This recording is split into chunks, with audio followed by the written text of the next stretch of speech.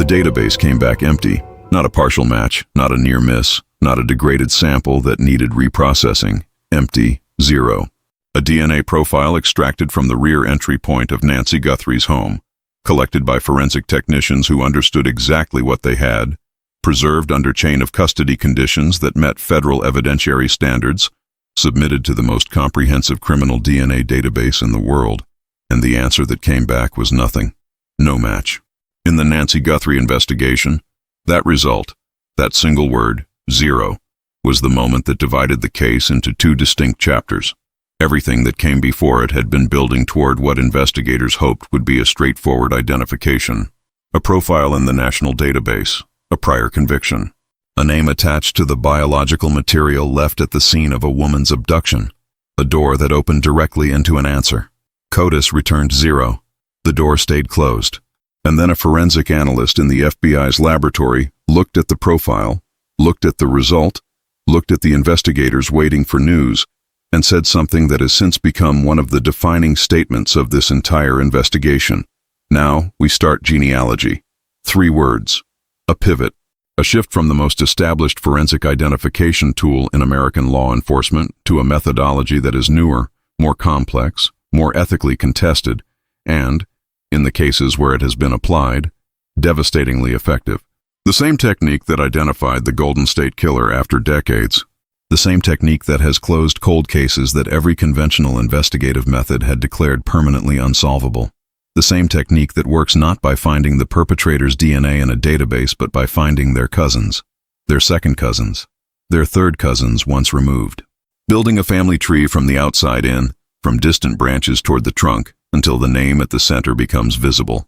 That is what the FBI was prepared to do in the Nancy Guthrie case. And what happened next? What the genealogical process found and how quickly it found it, and what it meant for a case that had already produced more evidence than most investigations ever see, is the story this video is going to tell in full. Stay with me, because the science of how they found him is as important as the fact that they did. To teach timeline before the DNA, before CODIS, before genealogy, before any of it, there was Nancy Guthrie. And if you're going to understand what the zero on that database result meant, and why the investigators who received it refused to accept it as a permanent answer, you need to understand who they were fighting for. Nancy was 63 years old. She had lived on Habersham Street in Savannah's Victorian district for 22 years, in a house she had chosen with her husband Robert and stayed in after he died because it was hers, because the garden was hers, because the neighbors were hers, because the wide front porch with the 2 green chairs, a shade of green she had spent 3 weekends selecting, was hers, and she was not going to leave it. She had been a licensed practical nurse for 31 years, cardiac unit at Memorial Health University Medical Center, the kind of nurse whose former colleagues, when they spoke to reporters after her disappearance, reached for the same words independently of one another: patient, present, steady, the kind of nurse who understood that medicine was about more than the clinical transaction, that what people needed in the worst moments of their lives was someone who was genuinely, completely there with them. She had that quality. She had cultivated it over 3 decades until it was indistinguishable from who she was. She had retired 18 months before she disappeared. The retirement had not emptied her life. She volunteered at a food pantry in the East Side neighborhood 2 days a week. She had taken up watercolor painting, which she described to her daughter Carla as humbling in the best way. She was enrolled in a beginner Spanish class at the community center. She had a handwritten list, found in a kitchen drawer after she disappeared, of places she wanted to visit. Portugal at the top, then Oaxaca, then Japan. She had 2 adult children, Carla in Pooler, 40 minutes away, who called almost every evening, David in Atlanta, who came down once a month. The relationship between Nancy and her children was close and uncomplicated in the way that takes years of consistent effort to build, and that looks effortless from the outside. Her routines were as legible as a printed schedule. Morning walk to Forsyth Park at 6:45, coffee before and after, Tuesday and Thursday mornings at the food pantry, afternoons for errands and neighbors and phone calls, evenings at home, dinner, the news, a book, chamomile tea, bed by 10 or 10:30, every day, every week, steady, warm, and entirely predictable. That predictability, as the investigation would establish with painful clarity, was not incidental to what happened to her. It was studied, documented, built into a plan over a period of 8 months by someone who had decided, long before that Tuesday night, exactly what he was going to do and exactly when he was going to do it. The last confirmed normal moment of Nancy Guthrie's life was a 14-minute phone call with Carla at 9:12 p.m. Nancy talked about her Spanish class. She mentioned the neighbor who had stopped by earlier. She said she was tired and going to bed soon. She said she loved Carla. She said goodnight. The next morning, Carla's calls went unanswered. By 9:52 a.m., she was on her mother's porch. The door was locked. The car was in the driveway. Inside, Nancy's purse, her phone, her reading glasses on the nightstand next to an open book set face down, a cup of chamomile tea on the kitchen counter, half full. Nancy Guthrie was gone. The investigation that followed moved with a speed and seriousness that reflected how quickly responding officers understood the nature of what they were looking at. The front door showed no signs of forced entry. The back door, kitchen to enclosed patio, showed marks on the lock consistent with careful, practiced bypass. Not forced, not damaged. Opened by someone who knew how. The house itself was undisturbed in a way that investigators found deeply significant. Nothing searched, nothing stolen, nothing overturned. The home of a woman who had been taken from it returned to a state of surface normalcy with a deliberateness that spoke to preparation and to a complete absence of panic. A neighbor's security camera had captured a figure at 1:47 a.m. Dark clothing, dark cap, moving with slow, deliberate steps along the side of Nancy's house, on camera for 11 seconds, then gone, moving like someone executing a plan, not improvising a crime. Internet service records showed the router in Nancy's home had gone offline at 1:15 a.m. and come back online at 1:42 a.m. 27 minutes of darkness. The cloud-connected security cameras in her home, devices that require an active internet connection to record and transmit, had been blind for that entire window. Someone had caused the outage. Someone who understood what it would prevent. The Georgia Bureau of Investigation arrived on day 3. The FBI's Savannah field office on day 5. From that point forward, this was a federal kidnapping investigation with the full weight of federal resources behind it. The forensic team processed Nancy's home thoroughly. Trace evidence from the rear patio, the kitchen, the bedroom, hair samples, fingerprint lifts, and from the door frame of the rear entry point, the door that had been carefully, quietly opened in the dark of a Tuesday morning. Biological material. A sample that forensic technicians recognized immediately as potentially significant. That sample was preserved under federal chain of custody standards. It was processed at the GBI laboratory first, then transferred to the FBI's own forensic facilities for full DNA profiling. The profile was clean, usable, a complete DNA profile extracted from a crime scene, ready to be compared against the largest criminal DNA database in the world. On day 28, the profile was submitted to CODIS. Or Decision CODIS, the Combined DNA Index System, is the FBI's national DNA database. It contains profiles from convicted offenders, from arrestees in jurisdictions that permit pre-conviction sampling, from unidentified remains, and from crime scene evidence collected in unsolved cases across the country. As of recent years, it holds tens of millions of profiles. It is the first tool investigators reach for when they have a DNA profile and no suspect, because if the person who left that biological material has a criminal record, CODIS will find them. The submission process is not instantaneous, but it is not lengthy. Within days of submission, investigators received their result. 0. No match in the offender index. No match in the arrestee index. No match in the forensic index. No other crime scene in the national database where this same DNA profile had appeared. The person who had left biological material on the doorframe of Nancy Guthrie's home had never been convicted of a qualifying offense in any jurisdiction that contributed profiles to CODIS, had never been arrested in a jurisdiction that collected pre-conviction samples, had never, to the knowledge of the national database, committed a crime that was forensically connected to them. Clean record, clean database, 0. Investigators had a perfect DNA profile of the person responsible for Nancy Guthrie's abduction. They could tell from that profile the subject's biological sex. They could infer certain physical characteristics. They had a molecular signature as unique as a fingerprint, more reliable than an eyewitness, more durable than most physical evidence, and they had no name to put to it. The CODIS result was shared with the investigative team on day 29.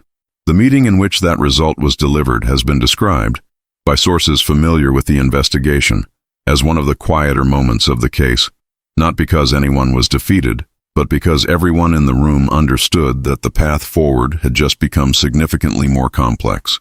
And then the forensic analyst said it. Now we start genealogy. Investigative genetic genealogy is, at its core, a method of using publicly available DNA data to identify individuals who have not voluntarily submitted their profiles to law enforcement databases. It works because of the nature of DNA itself, the fact that biological relatives share portions of their genetic material in proportions that correlate with the degree of relationship. A parent and child share approximately 50% of their DNA. Siblings share approximately 50%. First cousins share approximately 12.5%. Second cousins share approximately 3%. Third cousins share approximately less than 1%. The closer the relative, the larger the shared segment. But even distant relatives, people who share a great-great-grandparent, share measurable, identifiable segments of DNA, segments that genealogical analysis software can detect and quantify. The process begins by taking the unknown DNA profile, in this case the profile extracted from Nancy Guthrie's rear door frame, and uploading it to one or more public genealogy databases. These are databases like GEDmatch or Family Tree DNA, where ordinary people upload their own genetic data they have generated through commercial ancestry testing services, in order to find biological relatives they may not have known about. Adoptees searching for birth families, people exploring their heritage, individuals curious about distant cousins. Millions of profiles exist in these databases. Most of them belong to people who have no connection to any criminal case. But among those millions of profiles, there are almost always some that share DNA segments with the unknown profile being investigated. Those matches, even the distant ones, even the third and fourth cousins, are the starting point. From those distant matches, genealogical analysts begin building family trees, working backward through generations, using public records, birth certificates, marriage licenses, census data, obituaries, social media, to map the family structure that produced both the known relatives in the database and the unknown individual at the center of the investigation. The process is painstaking. A single genealogical investigation can generate family trees containing hundreds or thousands of individuals. Each branch must be followed, evaluated, and either confirmed or eliminated. The goal is to narrow from the broad population of potential relatives down to a specific individual of the right age, sex, and geographic location who could plausibly be the source of the crime scene DNA. In the Golden State Killer case, this process took investigators to a suspect who had evaded identification for 4 decades. In the case of the Buckskin Girl, an unidentified homicide victim whose remains had been found in 1981, genealogical genealogy identified her in 2018, 37 years after her death. The technique works. It works against subjects who have no criminal record. It works against subjects who have never voluntarily submitted their DNA to any law enforcement database. It works because DNA is inheritable, because families are documentable, and because enough people have uploaded their genetic data to public databases that the web of shared segments almost always includes someone related, however distantly, to the individual being investigated. In the Nancy Guthrie case, the FBI's genealogical analysis team began their work on day 30. The genealogical process in the Nancy Guthrie case has not been fully disclosed publicly, and this account will present only what has been confirmed through law enforcement sources and credible reporting. The specific methodology, the database used, the number of cousin matches identified, and the structure of the family trees constructed are details that remain part of the active federal prosecution and have not been released. What has been confirmed is the following. The genealogical analysis identified a network of distant relatives whose DNA profiles in a public database shared measurable segments with the crime scene profile. From those matches, analysts began constructing family trees working backward through generations and then forward through more recent branches, cross-referencing with public records and geographic data to narrow the pool of potential candidates. The geographic component of this analysis was significant. Investigators were not working blind in terms of geography. The cell tower data already associated with the flagged phone number had placed a specific individual in the Savannah area. The Google camera footage had provided a partial vehicle profile. The pharmacy camera footage from the night of Nancy's disappearance had confirmed a vehicle type and general location. The behavioral profile generated by the FBI's analytical unit had established parameters: age range, sex, geographic proximity to the victim, likely relationship type, that constrained the genealogical search. These constraints are critical in genealogical investigations. Without them, a family tree analysis can produce candidate pools of dozens or hundreds of individuals. With them, with a known geographic area, a known sex, a known approximate age range, a known relationship type, the pool narrows dramatically, sometimes to a single person. On day 34, the genealogical analysis produced a candidate, a specific individual whose family tree, geographic history, age, and sex were consistent with every parameter established by the broader investigation. That individual was already in the investigative record. He was the same person whose phone number had been flagged for elevated contact with Nancy in the weeks before her disappearance. The same person whose vehicle had been identified as consistent with the dark sedan on the pharmacy camera footage. The same person whose cell tower data had placed him in the vicinity of Nancy's home on each of the 3 dates captured on the neighbor's Google camera. The genealogical analysis had arrived independently at the same name that every other line of evidence was pointing toward. On day 35, a warrant was obtained for a direct DNA comparison sample. The sample was collected from the individual following his arrest later that same day.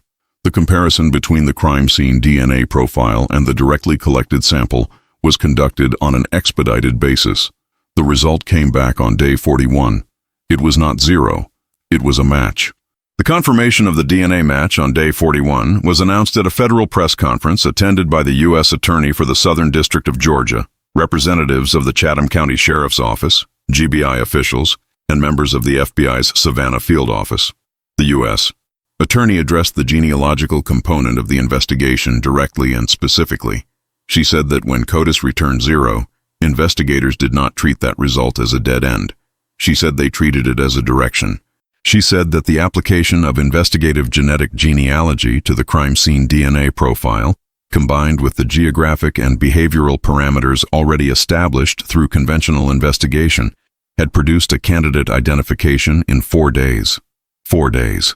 From the initiation of genealogical analysis to a named candidate whose every other evidentiary connection to the case had already been documented. She noted that the genealogical identification had not been the basis for the arrest.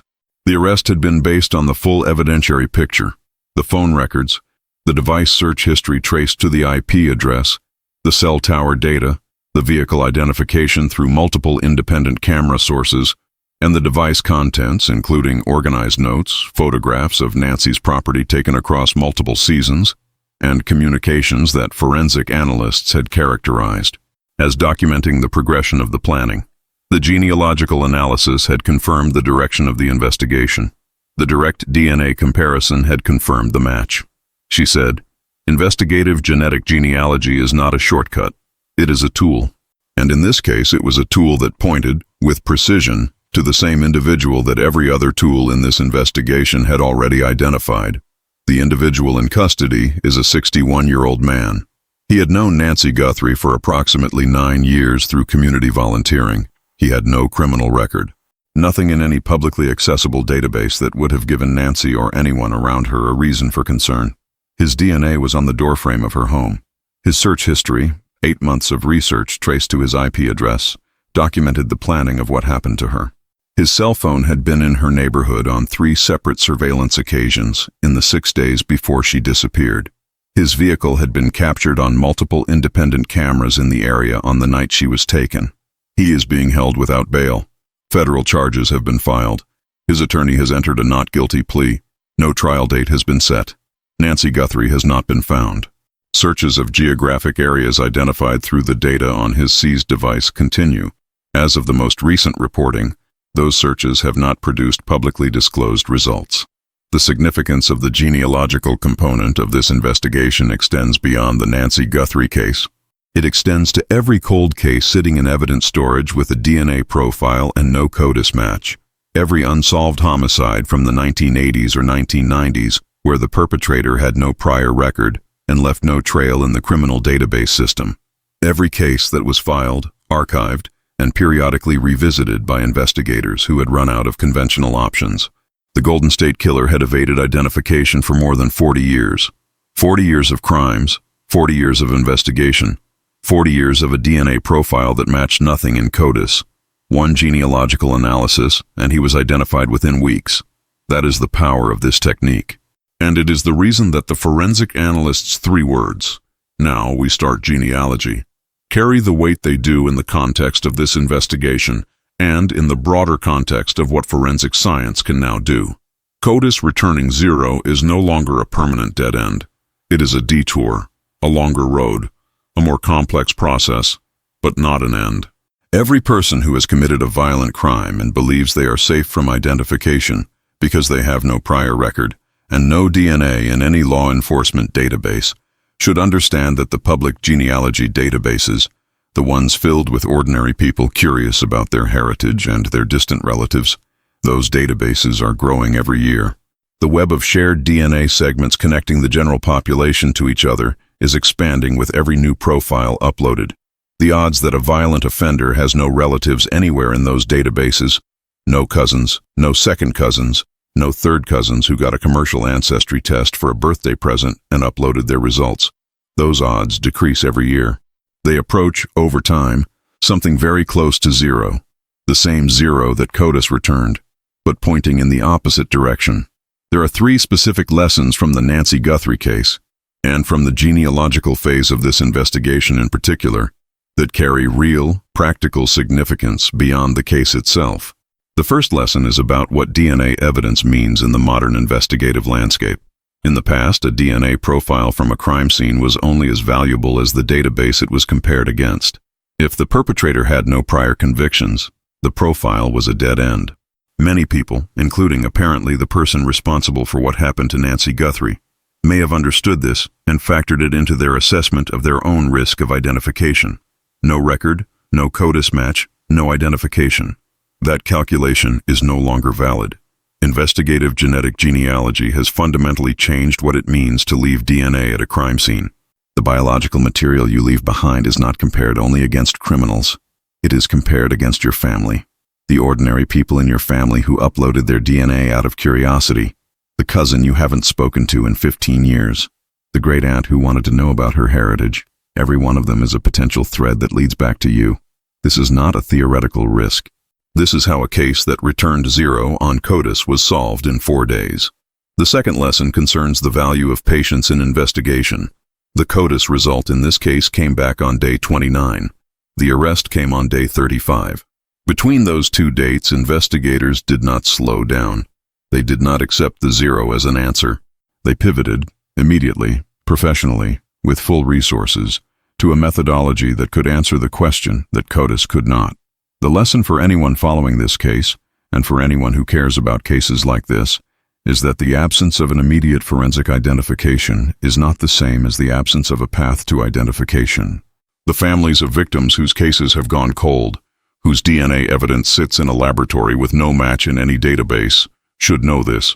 The technique that found the candidate in the Nancy Guthrie case in 4 days is the same technique being applied, right now, to cold cases across the country. The work continues even when it is not visible. The third lesson is the most personal and the most difficult. The individual in custody in this case had no criminal record, nothing that would have appeared in any background check, nothing that would have told Nancy, or her family, or her community, that he represented a danger. He was simply someone she knew, someone whose name was in her phone, someone she had worked alongside in a community setting for years. The forensic evidence, the DNA, the search history, the surveillance footage, the cell data, all of it points to a person who had planned this for 8 months and had constructed, over 9 years, a relationship that gave him access to the information he needed to plan it. The lesson is not that you should distrust everyone you know. The lesson is that trust, once established, can become invisible. That we stop reevaluating people we have known for a long time because the familiarity itself feels like evidence of safety. Nancy had no reason to reevaluate him. By every measure available to her, he was exactly who he appeared to be. That is the most important thing to understand about this case, and the most important reason to stay aware, to check in with your instincts, and to remember that a long history with someone is not the same as complete knowledge of them. Nancy Guthrie was 63 years old. She had chamomile tea in the evenings and a book on her nightstand and a list of places she had never been. She planted things in her garden. She painted the porch chairs a particular shade of green. She spent 31 years making sure frightened people felt less alone. She deserves to come home. If you have any information related to Nancy Guthrie's disappearance or the ongoing search efforts in Chatham County and the surrounding coastal Georgia region, please contact the FBI's Savannah Field Office or the Chatham County Sheriff's tip line. Both remain active. Every piece of information matters. Now I want to hear from you. The genealogical component of this investigation, the idea that a DNA profile with no CODIS match can still lead to an identification in 4 days through public ancestry databases, does that change how you think about DNA evidence in cold cases? Are there cases you know of where you believe this technique could break them open? And do you think the full picture of what happened to Nancy has yet come out in this investigation, or are there details still being held back? Drop your thoughts in the comments. This community exists to ask these questions seriously, and your perspective is part of how we make sense of what the evidence tells us. If you believe that understanding the full investigative picture, the science, the methodology, the human cost, and what it all means, is worth your time, then subscribe. Every week we go deep on the cases that demand real answers, not headlines, not summaries. The full story, as far as it can be known. Hit the like button if this video gave you something to think about. It helps more people find Nancy's story, and Nancy Guthrie's name deserves to be known. We'll see you in the next one.